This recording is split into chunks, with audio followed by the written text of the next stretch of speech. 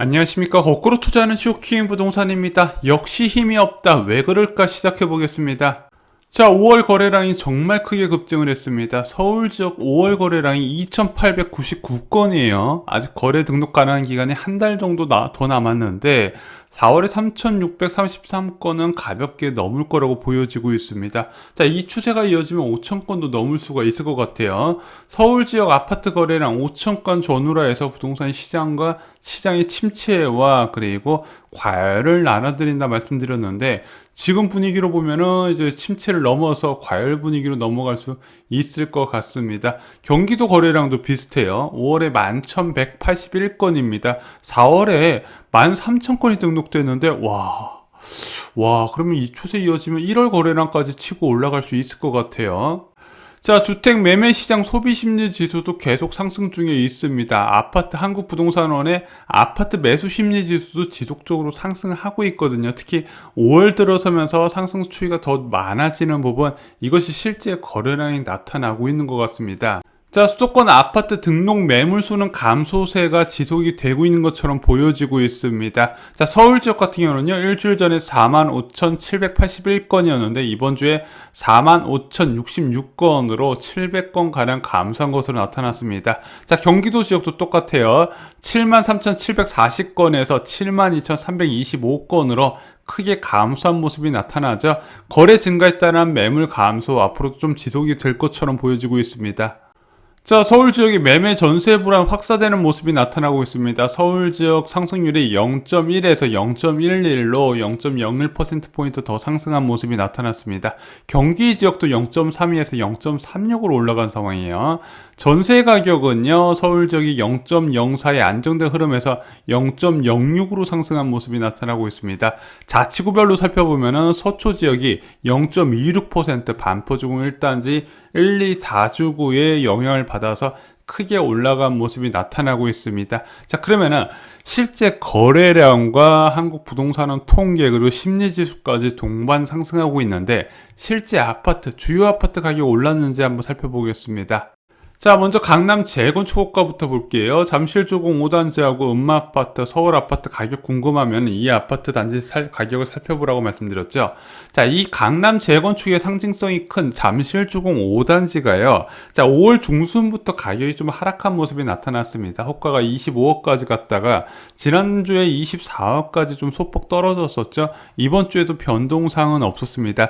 거래도 추가로 붙지 않은 상황이에요. 자, 음마아파트도 살펴보겠습니다. 지난주부터 음마아파트는 소폭 조정이 들어갔었죠. 자, 21억 9천 하던 최저호가 이번 주에도 변동사항은 없었습니다. 자, 잠실 리센트 살펴볼게요. 지난주에 23억 5천 하던 아파트 이번 주에 최저호가는 23억으로 재조정을 해야 될 것 같습니다. 자, 그리고 거래도 추가로 붙지가 않았습니다. 그래서 지금 살펴보면은 잠실조공 5단지, 음마아파트, 리센트 모두 다 이제 초소형 면적 말고는 모두 다 거래가 붙지 않고 있는 상황입니다. 자, 잠실 트리지움은요, 한 건 거래가 있었네요. 자, 그리고 5월 28일 날 21억 5천 하던 매물은 22억으로 호가를 재조정해야 될 것 같습니다. 자, 지금까지 작년 6.17 부동산 대책으로 지정됐었던 토지거래 허가구역으로 지정된 단지들만 살펴봤습니다. 벌써 1년이 됐습니다. 지금 거의 90% 이상 확률로 이 토지거래 허가구역은 연장될 것으로 보여지고 있습니다. 자, 그럼 토지거래 허가구역 인근 아파트 살펴볼게요. 반포중 1단지 3주구 살펴보겠습니다. 거래가 3건이 추가로 터졌습니다. 반면에 최저호가는 변동사항은 있지 않았습니다.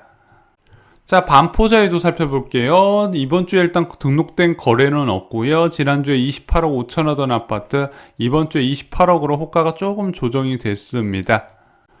자, 잠실 파크리오는요, 거래가 하나 붙긴 했는데 초소형 면적 하나 거래가 됐고요. 이 6,864세대 갭 투자도 가능한데 거래가 안 붙고 있어요. 지금 전반적으로 초고가 아파트, 재건축 아파트에 대한 거래가 크게 줄어든 것처럼 보이고 있죠. 6월 4일 이번 주 기준으로 호가 변동은 없는데, 지금 시장의 분위기와 다르게 초고가 아파트는 좀 주춤주춤하는 그런 모습이 보이실 겁니다. 자, 여기에 대해서는 조금 추론이 한 가지가 가능한 게, 이런 초고가 아파트는 금리에 아무래도 밀접한 영향이 되거든요. 금리라면 여기서 말씀드린 금리는 대출 금리가 아니라 예금 금리입니다. 즉 예금 금리가 올라갈 가능성이 계속해서 제기가 되면서 그에 가장 민감하게 반응하는 재건축 아파트하고 초고가 아파트에 일단 수요가 좀 줄어든 것이 아닌가. 그리고 실제 금리 인상이 지속적으로 된다는 확신이 생기면 매물도 늘어나게 될 것이다. 여러 번 말씀을 드렸습니다. 아까 반포자이 같이 뭐 20억대, 30억대, 40억대 하는 아파트 가격이 형성될 수 있었던 건 저희가 여러 번 말씀드리지만 낮디 낮은 예금 금리에 따른 예금이 자산 시장에서 제 역할을 하지 못하면서 발생한 일이다. 그러면은 예금 금리가 올라가면서 이제 자금들이 옮겨갈 수 있는 길이 생긴다면 분명히 제 가격을 찾아갈 것이다 말씀을 드렸습니다.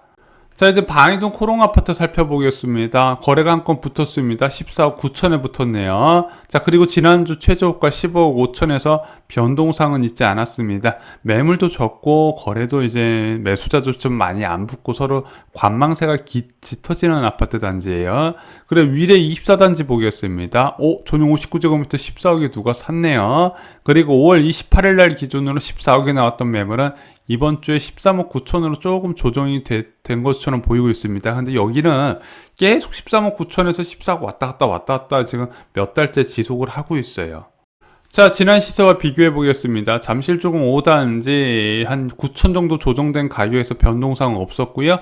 대치 음마아파트도 변동사항은 없었습니다. 리센츠가 마이너스 5천만 원 정도 하락했는데 뭐 이건 가격이 하락했다고 보기보다는 그냥 평형 타입에 대한 조정이다 이렇게 보시면 될 것 같습니다. 트리지움은 호가가 좀 5천 정도 올랐고요.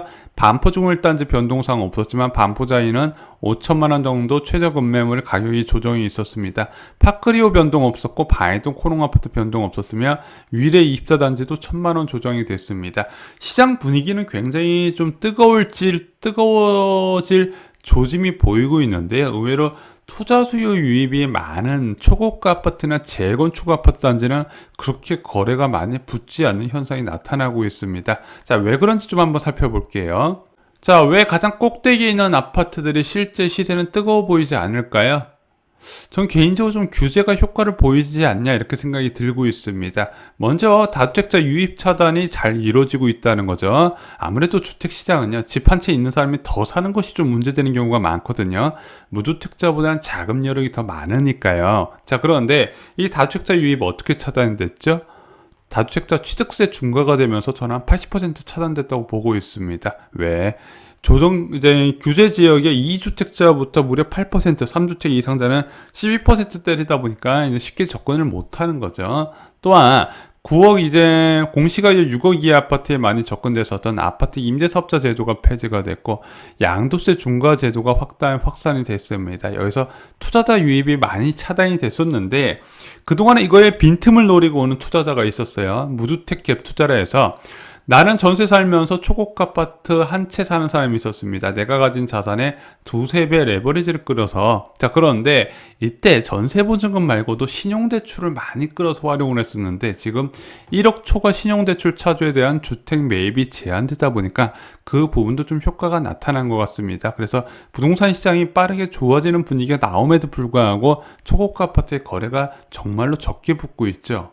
물론 수도권 시장의 호재는 여전합니다. 저금리의 장기와 금리가 올해 내에 올라간다는 가능성이 나오고 있긴 하지만 실제 부동산 시장은요, 금리 변화가 일어나야 조금씩 반응을 하고 한 번 변하는 걸로 큰 충격을 주기는 어렵고 연속된 모습을 보여야 된다 말씀드렸습니다. 근데 여전히 저금리가 지속되고 있다는 부분은 부동산 시장에 자금이 언제든지 들어올 수 있는 환경이다. 또한 내년까지 부족한 입주 물량도 부동산 시장의 불안 심리를 자극을 하고 있어요. 게다가 무주택자 입장에서는 야, 이거 집값이 너무 비싼데 청약 받아볼까? 그런데 청약 경쟁률이 너무 높아요. 그래서 실수요자는 여전히 시장에 계속해서 유입되고 있고 매수를 하고 있더라. 그것이 경기도 지역과 인천 지역 매수량 증가로 이어지고 있다는 겁니다. 자, 그래서 거래는 다소 회복되고 가격도 지속적으로 오르지만 과거처럼 급격하게 상승하기 좀 어렵지 않을까, 제 개인적으로 이렇게 생각을 하고 있습니다. 왜? 실수요자는 계속 사고 있는데 다주택자 유입은 차단되어 있기 때문에 그 매수세가 예전처럼 강력하진 않을 거라고 보는 부분이죠. 자, 한국 부동산원 통계도 살펴보겠습니다. 서울 지역 0.11%로 점점 상승률이 확대되고 있고요. 수도권 전역으로도 오름폭이 계속 높아지고 있습니다. 또 다시 서울 지역 전셋값 상승 흐름이 나타나고 있는데, 이제 내년까지 입주 물량이 부족하다 보니까 아무래도 이주 수요에 예민하게 받아들일 수밖에 없는 상황이라는 거죠. 자, 그리고 주요 지역 아파트 매매가액 지수 보면 강남, 강북 모두 고루고루 상승을 하고 있습니다. 한번 자치구별로 살펴보겠습니다. 자, 먼저 자치구별로 보게 되면은요, 재건축의 중심지인 강남 지역에 이제 상승세가 계속 확대되고 있습니다. 0.14에서 0.16까지 올라가고 있고요. 자, 그리고 노원 지역, 이번에 토지거래 허가구역에서 제외된 노원 지역이 0.22로 여전히 급등세가 지속이 되고 있고 더 확대되는 모습이 나타나고 있습니다. 자, 그리고 여의도 지역이 포함된 영등포 지역은 0.09로 아직까지 크게 움직이지 못하고 있고요. 양천구도 비슷한 흐름이 나타나고 있습니다. 자, 경기도 주요 지역 살펴보겠습니다. 요즘 경기도 주요 지역 살펴볼 때 저희가 자세히는 말씀 안 드려요. 왜? 안 오는 곳 찾기, 안 급등한 곳 찾기가 어렵기 때문이죠. 자, 아무래도 이렇게 가격 급등세에서 실수요자 중심으로 매수세가 나타나다 보니까 서울 주요 지역보다는 서울 외곽 지역, 서울 외곽 지역보다는 경기 지역, 경기 지역보다는 경기 외곽 지역으로 점점 실수요자 유입이 많아지고 있는 상황입니다. 그러다 보니까 한정된 매물의 수요는 지속되다 보니까 가격은 지속적으로 오르고 있다. 이 부분을 말씀을 드려야 될 것 같습니다. 이것은 금리적인 환경의 변화가 일어나고요. 2023년부터 본격적인 입주 물량 증가가 동반되기 전까지는 어떤 식으로든 지속될 수밖에 없는 환경이라는 겁니다. 그래서 결국에는 금리가 앞으로의 부동산 시장에 큰 영향을 줄 것이다. 이렇게 말씀을 드려야 될 것 같습니다.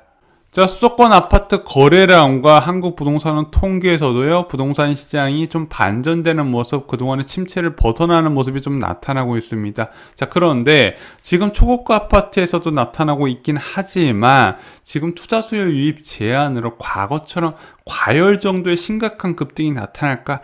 그것까진 쉽지 않지 않을까? 저금리하고 입주 물량 때문에 어쩔 수 없이 부동산 시장이 하락하기는 어렵다 하더라도 다시 재급등은 좀 어렵지 않을까? 이런 좀 희망을 가지면서 이번 영상 마치겠습니다. 좋아요, 구독, 공유 꼭 부탁드립니다. 감사합니다.